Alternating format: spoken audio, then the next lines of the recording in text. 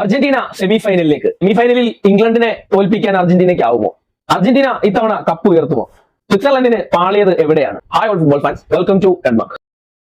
അങ്ങനെ അർജന്റീന വീണ്ടും സ്വിറ്റ്സർലൻഡിനെ കൂടി പരാജയപ്പെടുത്തിക്കൊണ്ട് വേൾഡ് കപ്പിന്റെ സെമി ഫൈനലിലേക്ക് കടന്നിരിക്കുകയാണ്. സോ നമുക്ക് കുറെ കാര്യങ്ങൾ സംസാരിക്കാനുണ്ട്. അർജന്റീനയെ പറ്റി സംസാരിക്കാനുണ്ട്, അതേപോലെ തന്നെ സ്വിറ്റ്സർലൻഡിനെ പറ്റി, അതായത് ഈ ഒരു മത്സരത്തെ പറ്റി സംസാരിക്കാനുണ്ട്. അർജന്റീനയെ പറ്റി ഡീറ്റെയിൽ ആയിട്ട് കുറച്ച് കാര്യങ്ങൾ നോക്കാൻ കൂടിയാണ്. ഇന്നത്തെ മത്സരത്തെ പറ്റി പറയുകയാണെങ്കിൽ, ആദ്യം സ്വിറ്റ്സർലൻഡിനെ പറ്റി പറയുകയാണെങ്കിൽ, ഒരിക്കലും ഈ ക്വാർട്ടർ ഫൈനലിൽ കളിക്കേണ്ട ഒരു ടീമാണ് സ്വിറ്റ്സർലൻഡ് എന്ന് എനിക്ക് തോന്നിയില്ല. സോ ഇത് കൊളംബിയ തന്നെ ഡിസേർവ് ചെയ്തിരുന്ന ഒരു സ്ലോട്ടാണ്. പെനാൽറ്റി ഷൂട്ട് ഔട്ട് എന്ന് പറയുമ്പോൾ നമുക്കറിയാം, ഒരു എങ്ങനെ പോയാലും അതൊരു ഭാഗ്യ പരീക്ഷണമാണ് എന്നുള്ള കാര്യം നമുക്കറിയാം. അപ്പോൾ ഭാഗ്യ പരീക്ഷണത്തിൽ ആർക്കും തോൽവി സംഭവിക്കാം, ആർക്കും വിജയം സംഭവിക്കാം. അപ്പോ അങ്ങനെയുള്ള ഒരു സിറ്റുവേഷനിലൂടെയാണ് സ്വിറ്റ്സർലൻഡ് ക്വാർട്ടർ ഫൈനലിലേക്ക് വരുന്നത് തന്നെ. സോ കൊളംബിയ തന്നെ ഡിസേർവ് ചെയ്തിരുന്ന ഒരു സ്ലോട്ടാണ് അതെന്നാണ് ഞാൻ വിശ്വസിക്കുന്നത്. കാരണം അത് ഇന്നത്തെ സ്വിറ്റ്സർലൻഡിന്റെ കളി കണ്ടാൽ തന്നെ നമുക്ക് മനസ്സിലാവും എന്നുള്ളതാണ്. ശരിക്കും പറഞ്ഞാൽ ടോട്ടലി അർജന്റീന ഡോമിനേറ്റ് ചെയ്ത ഒരു മത്സരമായിരുന്നു ഇന്നത്തത്. ഇപ്പോ സ്വിറ്റ്സർലൻഡിനെ സംബന്ധിച്ചിട്ട് ഓൾറെഡി അർജന്റീനയുടെ ഇത്രയും മത്സരങ്ങൾ കണ്ടിട്ട് വരികയാണ് അവര്.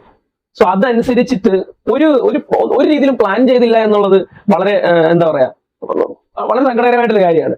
അപ്പോൾ നമുക്കിപ്പോ അർജന്റീനക്കെതിരെ കളിക്കുക എന്ന് പറയുമ്പോൾ നല്ലൊരു മാനേജർക്ക് കളിക്കാൻ പറ്റുന്ന ഒരു രീതിയിലാണ് അർജന്റീന ഇപ്പൊ പൊക്കോണ്ടിരിക്കുന്നത്. നമ്മളൊന്ന് ശ്രദ്ധിച്ചാൽ മതി.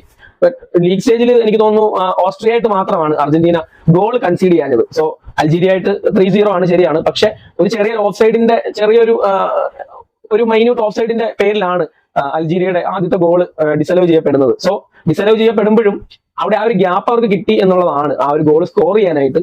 സോ ഒരു പക്ഷെ അതൊരു ചെറിയ പൊടിക്ക് ഓഫ് സൈഡ് അല്ലായിരുന്നു എന്നുണ്ടെങ്കിൽ 1-3 എന്ന സ്കോറിൽ അവസാനിക്കേണ്ട ഒരു മത്സരം തന്നെയായിരുന്നു അത്. സോ അതാണ് ഞാൻ പറഞ്ഞത്. ഓസ്ട്രിയ ആയിട്ടുള്ള മത്സരങ്ങൾ മാത്രം മാറ്റി വെച്ചാൽ എല്ലാ കളിയിലും അർജന്റീന കൺസീഡ് ചെയ്യുന്നുണ്ട്, ഗോൾ കൺസീഡ് ചെയ്യുന്നുണ്ട്.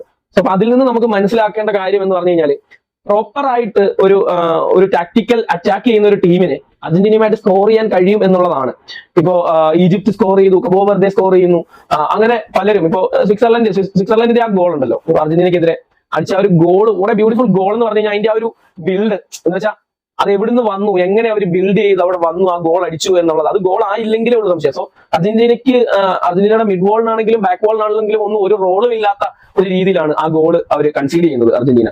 സോ അതാണ് ഞാൻ പറഞ്ഞത്. ഇപ്പോ നന്നായിട്ട് പ്ലാൻ ചെയ്യുന്ന ഒരു മാനേജർക്ക് അർജന്റീനയുടെ ബാക്ക് പൊളിക്കാൻ കഴിയും എന്നുള്ളതാണ്. അർജന്റീന കൺസീഡ് ചെയ്യുന്നുണ്ട്. ഇപ്പൊ നമ്മൾ കബോ വെർദെ ആയിട്ടുള്ള മത്സരം കഴിഞ്ഞതിന് ശേഷം നമ്മൾ പറഞ്ഞൊരു കാര്യമുണ്ട്. അതായത് കബോ വെർദെക്ക് അർജന്റീനയായിട്ട് സ്കോർ ചെയ്യാൻ കഴിയുമായിരുന്നു, പക്ഷെ അവർ അതിന് തുനിയുന്നില്ല. അവരെങ്ങനെങ്കിലും ഈക്വലൈസ് ചെയ്തിട്ട് പിന്നെ ഡിഫൻസിലേക്ക് പോകുന്ന ഒരു മെന്റാലിറ്റിയിലാണ് കബോ വെർദെ കളിച്ചിട്ടുണ്ടായിരുന്നത്. സോ അതുകൊണ്ട് തന്നെ അവർ പിന്നീട് ഗോൾ അടിക്കാൻ നോക്കുന്നില്ല, അവർ പിന്നെയും ഡിഫൻസ് ചെയ്യാൻ നോക്കുകയാണ്. അപ്പം അർജന്റീനയോട് ഡിഫൻസ് ചെയ്ത് കളിക്കുക എന്ന് പറയുമ്പോഴത്തേക്ക് അത് നമ്മൾ കഴിഞ്ഞ വീഡിയോയിൽ പറഞ്ഞ പോലെ ഈ അവരുടെ കാലെ ബോൾ കൊടുത്തിട്ട് അവർ ബോളും കൊണ്ട് വരുമ്പോൾ തടുത്തിരുന്ന പരിപാടി അത് നടക്കില്ല അർജന്റീനയുടെ അടുത്ത്. കാരണം അത്ര മെന്റാലിറ്റിയിലാണ് അർജന്റീന കളിക്കുന്നത്. സോ അത് കഴിഞ്ഞ ഇത്രയും മത്സരങ്ങൾ എടുത്ത് നോക്കിയാൽ തന്നെ അറിയാം അർജന്റീന ഇപ്പൊ നമുക്ക് കബോ വെർദെ മുതൽ ഇങ്ങോട്ടുള്ള കബോ വെർദെ ആവട്ടെ, ഈജിപ്ത് ആവട്ടെ, സോ ഇപ്പോഴത്തെ സ്വിറ്റ്സർലൻഡ്, ഈ മത്സരം ആവട്ടെ, ഇത്രയും നമ്മൾ നോക്കിയാൽ തന്നെ ലാസ്റ്റ് 10 മിനിറ്റ്സിലാണ് അർജന്റീനയുടെ കളി വരുന്നത്. അതിപ്പോ അർജന്റീന എന്നല്ല. സോ അതിപ്പോ ഓൾമോസ്റ്റ് എല്ലാ വലിയ ടീമുകളും അവസാന നിമിഷം ഭയങ്കര അറ്റാക്ക് ആയിരിക്കും എന്നുള്ള കാര്യം നമുക്കറിയാം. അതും ഗോൾ അടിക്കേണ്ട സിറ്റുവേഷൻ ആണെങ്കിൽ. അപ്പോൾ ആ സിറ്റുവേഷനിൽ അർജന്റീനയെ പോലൊരു ടീം അറ്റാക്ക് ചെയ്യും എന്നുള്ള കാര്യത്തിൽ എന്ത് സംശയം? പിന്നെ മെസ്സിയെ പോലെ ഒരാൾ അവിടെ നിൽക്കുന്നു, അയാളുടെ ഭാഗത്ത് നിന്ന് എന്ത് മൂവ്സ് വരും എന്ന് നമുക്ക് ചിന്തിക്കാൻ പോലും പറ്റത്തില്ല. അപ്പൊ അങ്ങനെയുള്ളൊരു സാഹചര്യത്തിൽ ഡിഫൻസ് ചെയ്യുക എന്ന് പറയുമ്പോൾ അത് വെറുതെ അവരുടെ കാലം ബോൾ കൊടുത്തിട്ട് ബോളും കൊണ്ട് വരുമ്പോൾ തടുത്തിടാന്നുള്ള പരിപാടി നടക്കില്ല. സോ ഡിഫൻസ് എന്ന് പറയുമ്പോൾ ഡിഫൻസ് എന്ന് പറഞ്ഞു കഴിഞ്ഞാൽ എപ്പോഴും ഇങ്ങനെ വരുന്ന ബോളിനെ അടിച്ചു കളയുന്ന പരിപാടി അല്ല. ബോൾ എപ്പോഴും ഹോൾഡ് ചെയ്യുക എന്നുള്ളതാണ്. ബോൾ ഹോൾഡ് ചെയ്ത് ഇപ്പൊ ലാസ്റ്റ് സമയമൊക്കെയാണെങ്കിൽ ടൈം ഡിലേ ചെയ്യുക, പാസ് ചെയ്ത് കളിക്കുക, ടൈം ഡിലേ ചെയ്യാനുള്ള ഓപ്ഷൻസ് സെറ്റ് ചെയ്യുക എന്നൊക്കെയുള്ളതാണ് ഡിഫൻസ് കൊണ്ടുകൂടി നമ്മൾ ഉദ്ദേശിക്കുന്നത്. പക്ഷെ ഈ പറയുന്ന ആരും തന്നെ ഇപ്പൊ കബോ വെർദെ ആവട്ടെ, ഈജിപ്ത് ആവട്ടെ, ഇപ്പോൾ സ്വിറ്റ്സർലൻഡ് ആവട്ടെ, ഇവർ ആരും അത് ചെയ്യുന്നില്ല എന്നുള്ളതാണ്. സോ പക്ഷേ ഒരു പ്രോപ്പർ വേയിൽ അറ്റാക്കിന് പോയി കഴിഞ്ഞാൽ അർജന്റീനയോട് ഗോൾ സ്കോർ ചെയ്യാനും കഴിയുന്ന ഒരു സിറ്റുവേഷൻ ആണ് ഇപ്പോൾ ഉള്ളത്. അപ്പോൾ ഇത് ആരും അങ്ങോട്ട് ചെക്ക് ചെയ്യുന്നില്ല, ഒരു മാനേജർമാരും ഇത് അറിഞ്ഞ് കളിക്കുന്നില്ല, ഇതിനെ മനസ്സിലാക്കി കളിക്കുന്നില്ല എന്നുള്ള ഒരു സത്യമായിട്ടുള്ള കാര്യമാണ്. സോ ഇനിയിപ്പോ അർജന്റീനയ്ക്ക് വരാൻ പോകുന്നത് ഇംഗ്ലണ്ടുമായിട്ടാണ് മത്സരം.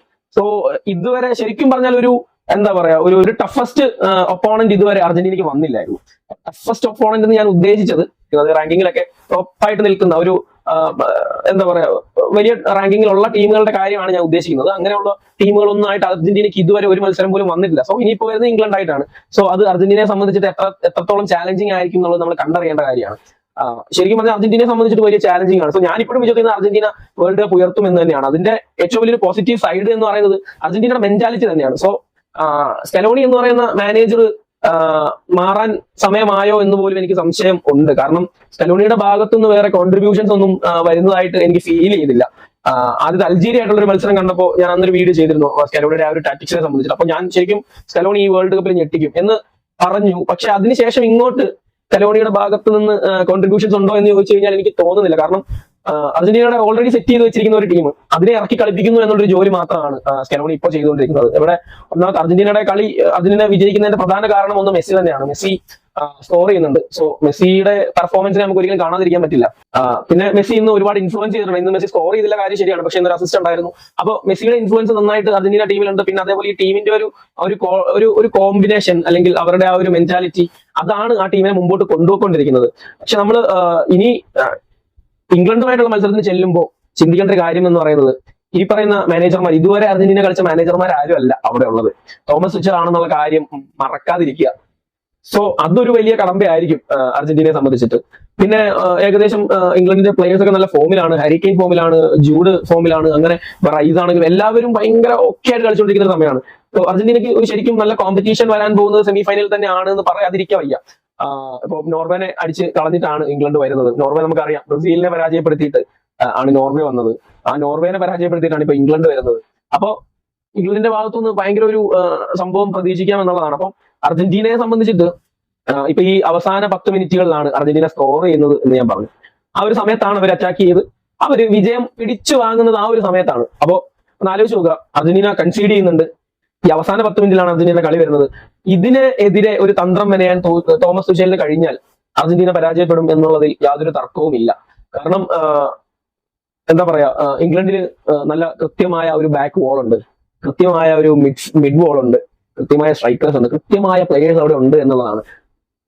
എസ്പെഷ്യലി കൃത്യമായ ഒരു പക്ക മാനേജറും ഉണ്ട് എന്നുള്ളതാണ്. അപ്പോൾ അർജന്റീനയെ സംബന്ധിച്ചിട്ട് ഇതുവരെയുള്ള ഒരു പരിപാടി ആയിരിക്കില്ല സെമി ഫൈനലിൽ കാത്തിരിക്കുന്നത്. ഈ പറയുന്ന പോലെ ഇപ്പോ ഇവര് അർജന്റീന കൺസീഡ് ചെയ്തുകൊണ്ടിരിക്കുന്നു എന്നുള്ള കാര്യം നമ്മൾ മറക്കരുത്. അപ്പോ ഇംഗ്ലണ്ടിനെ സംബന്ധിച്ചിട്ട് അവർ ആദ്യമേ സ്കോർ ചെയ്യുകയാണെങ്കിൽ, സോ അർജന്റീനക്കെതിരെ ആദ്യമേ സ്കോർ ചെയ്യുകയാണെങ്കിൽ പിന്നീട് അവര് ബാക്ക് ലൈൻ നല്ല വൃത്തിയായിട്ട് കളിക്കുന്ന ഒരു ടീമാണ്. അവര് ടാക്ടിക്കലി ഡിഫൻസ് ചെയ്ത് കഴിഞ്ഞാൽ അർജന്റീനയ്ക്ക് വലിയ തലവേദന ആകും എന്നുള്ളതിൽ യാതൊരു സംശയമില്ല. പിന്നെ ഇന്നത്തെ മത്സരത്തിലേക്ക് വന്നു കഴിഞ്ഞാൽ തന്നെ ഞാൻ പറഞ്ഞു ഇപ്പോ ആദ്യം അർജന്റീന സ്കോർ ചെയ്യുന്നു, രണ്ടാമതാണ് സ്വിറ്റ്സർലൻഡ് സ്കോർ ചെയ്യുന്നത്. സ്വിറ്റ്സർലൻഡിന്റെ ആ സ്കോർ, അതായത് രണ്ടാമത്തെ ഗോൾ എന്ന് പറയുന്നത് ബ്യൂട്ടിഫുൾ, ഇത്രയും ടാക്ടിക്കലി മൂവ് ചെയ്തുകൊണ്ട് വന്ന ഒരു ടീം ഗോൾ എന്ന് തന്നെ അതിനെ പറയേണ്ടി വരും. ആബ്സല്യൂട്ട്ലി കിടിലം ഫിനിഷും ആയിരുന്നു, അത് വേറൊരു കാര്യം. അതിനുശേഷം പെട്ടെന്ന് ഇവർക്കൊരു റെഡ് കാർഡ് ലഭിക്കുന്നുണ്ട് സ്വിറ്റ്സർലൻഡിന്റെ. സോ അത് റെഡ് കാർഡ് അർഹിച്ച സാധനം തന്നെയാണെന്ന് ഞാൻ പറയും. വെറുതെ എന്തിനാണ് അങ്ങനെ ഒരു ജമ്പ് നടത്തിയതെന്ന് മനസ്സിലാവുന്നില്ല. ആ ജമ്പ് നടത്തി അല്ലെങ്കിൽ ഇനിയിപ്പം ആൾ അറിയാതെ വീണു പോയതാണെങ്കിൽ പോലും വെറുതെ ഫൗളിന് വേണ്ടിയിട്ട് അപ്പീൽ ചെയ്തായിരുന്നു. ഫൗളിന് വേണ്ടി അപ്പീൽ ചെയ്തതിന്റെ ഭാഗമായിട്ടാണ് ആണെന്ന് തോന്നുന്നു. വാറിലൊക്കെ പോയി വാർ ചെക്ക് ചെയ്തു, വന്നപ്പോ വെറുതെ ഒരു ജമ്പ് ചെയ്തേക്കുന്നു. ഇപ്പൊ അത് ഓപ്പോസിറ്റ് ആണെന്ന് തോന്നുന്നു, വേറെ ടച്ചോ കാര്യങ്ങളോ ഒന്നുമില്ല, വെറുതെ ഒരു ജമ്പ് വരുന്നു. സെക്കൻഡ് യെല്ലോ ആണ്, അതും അവരുടെ പ്രോപ്പർ സ്ട്രൈക്കറായിട്ട് കളിച്ചുകൊണ്ടിരുന്ന പ്ലെയർ ആണ് പോകുന്നത്. സോ അവിടുന്നാണ് സ്വിറ്റ്സർലൻഡിന്റെ കയ്യിൽ നിന്ന് കളി പോകുന്നത്. അതുവരെ സ്വിറ്റ്സർലൻഡ് നല്ല ബാലൻസ് ആയിട്ട് കളിച്ചു വന്നതാണ്. പക്ഷെ സ്വിറ്റ്സർലൻഡിന്റെ കയ്യിൽ നിന്ന് കളി പോകുന്നു. പിന്നീട് സ്വിറ്റ്സർലൻഡ് ടോട്ടലി ഡിഫൻസിലേക്ക് പോകുന്നു, ഡിഫൻസിലേക്ക് വലിയുന്നു. അപ്പം നമ്മൾ നേരത്തെ പറഞ്ഞ പോലെ അവരുടെ കാലിൽ, അർജന്റീനയുടെ കാലിൽ ബോൾ കൊടുത്തോണ്ട് അവര് വരുമ്പോൾ തടുത്തിടാമെന്നുള്ള പരിപാടി പ്ലാൻ ചെയ്യുന്നു, നടക്കുന്നില്ല. സ്ഥിരം ഏർപ്പാട്.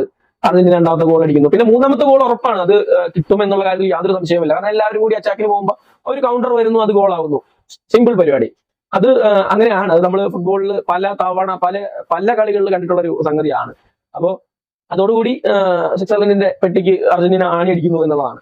അപ്പോ അർജന്റീനയെ സംബന്ധിച്ചിട്ട് ശ്രദ്ധിക്കേണ്ട കാര്യങ്ങൾ എന്ന് പറയുന്നത് എന്തുകൊണ്ട് ഇത്രയും ഗോൾ കൺസീഡ് ചെയ്യുന്നു. എല്ലാ കളിയിലും ഗോൾ കൺസീഡ് ചെയ്യുന്നുണ്ട് അർജന്റീനയ്ക്ക് ക്ലീൻ ഷീറ്റുകൾ വളരെ കുറവാണ് എന്നുള്ള കാര്യം ആലോചിക്കുക. ആകെ 2 ക്ലീൻ ഷീറ്റുകളാണ് ഈ ഒരു ടൂർണമെന്റിൽ ഉള്ളത്.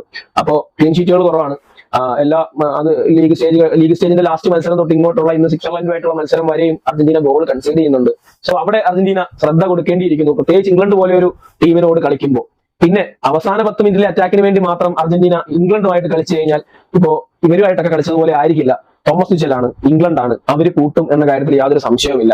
അവരോടൊക്കെ അവസാന മിനിറ്റുകളിൽ അടിച്ചതുപോലെ കയറി അടിക്കാം എന്നുള്ള ഒരു മെന്റാലിറ്റിയിൽ പോയാൽ അർജന്റീനയ്ക്ക് പണി കിട്ടാൻ സാധ്യതയുണ്ട്. പിന്നെ അർജന്റീനയാണ് പറയാൻ പറ്റില്ല, അവന്മാര് എന്നുള്ള മെന്റാലിറ്റിയിലാണ് കളിച്ചുകൊണ്ടിരിക്കുന്നത്. പിന്നെ ഇംഗ്ലണ്ടിനെ സംബന്ധിച്ചിട്ട് എന്താ പറയാ, അത്ര ലക്കില്ലാത്തൊരു ടീമാണ്. ഇപ്പോ സെമി ക്വാർട്ടർ ഇങ്ങനെയുള്ള സമയങ്ങളിലൊക്കെ ഇവര്, അല്ലെങ്കിൽ ഫൈനലിലാണെങ്കിൽ പോലും നിർഭാഗ്യവശാൽ പുറത്താകുന്ന അല്ലെങ്കിൽ തോറ്റു മടങ്ങുന്ന ഒരു ടീമാണ് ഇംഗ്ലണ്ട്. അപ്പോൾ അങ്ങനെയൊക്കെ ഉള്ള ഒരു കാര്യങ്ങളാണ് കിടക്കുന്നത്. പിന്നെ ഇപ്പുറത്തെ സൈഡിൽ സ്പെയിൻ വേഴ്സസ് ഫ്രാൻസ് മത്സരമാണ്. സോ ശരിക്കും പറഞ്ഞാൽ ഈ 4 ടീം ഉണ്ടല്ലോ, സ്പെയിൻ, ഫ്രാൻസ്, അർജന്റീന, ഇംഗ്ലണ്ട്, നമുക്കൊന്നും പറയാൻ പറ്റില്ല കേട്ടോ. കാരണം ഇപ്പൊ ഫ്രാൻസ് ഇത്രയും ഫോമിൽ കളിച്ചുകൊണ്ടിരിക്കും. നമ്മൾ കളിയും കാര്യങ്ങളൊക്കെ വെച്ച് ഫ്രാൻസ് അടിക്കും എന്ന് എല്ലാവരും പറയുന്നുണ്ട്. പക്ഷെ നമുക്കൊന്നും പറയാൻ പറ്റില്ല. ഫുട്ബോളാണ്, ദിസ് ഈസ് ഫുട്ബോൾ എന്നുള്ളതാണ്. അപ്പോ നമുക്കൊന്നും പറയാൻ പറ്റാത്ത അവസ്ഥയാണ്. ഏത് നിമിഷവും എന്തും സംഭവിക്കാവുന്ന ഗെയിമാണ്. ഒരു സെക്കൻഡ് മതി ഫുട്ബോളിന്റെ ഗതിയാകെ മാറി അറിയാം. എന്തായാലും നമുക്ക് കാത്തിരിക്കാം. അപ്പം അർജന്റീന ശ്രദ്ധിക്കേണ്ട കാര്യങ്ങൾ ഇതാണ്, ഇംഗ്ലണ്ട് ശ്രദ്ധിക്കേണ്ട കാര്യങ്ങൾ ഇതാണ്.